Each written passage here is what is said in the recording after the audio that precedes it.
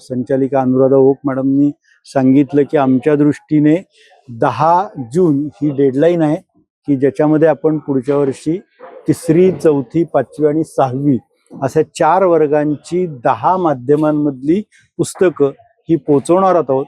त्याच्या दृष्टीने आम्ही उलट वेळापत्रक सगळं तयार केलंय.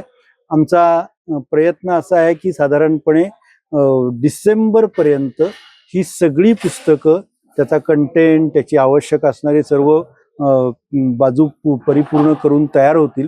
यानंतर या पुस्तकांचं त्या वयोगटांमध्ये काही टेस्टिंगही करावं, सॅम्पल्स घ्यावेत. विविध प्रकारचे सॅम्पल, महाराष्ट्रामध्ये व्हरायटी प्रकारचे विद्यार्थी आहेत.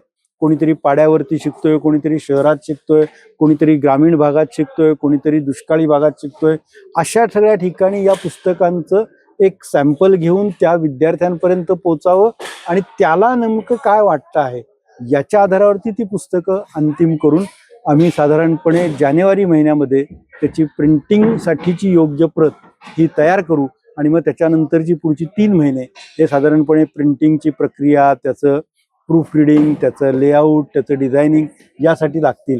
अशा प्रकारचं वेळापत्रक हे आत्ता आम्ही ठरवलं आहे आणि साधारणपणे मेच्या शेवटच्या आठवड्यात सर्व पुस्तकं हातात येऊन आपण त्याचं वितरण गावोगावी करायला सुरुवात करू.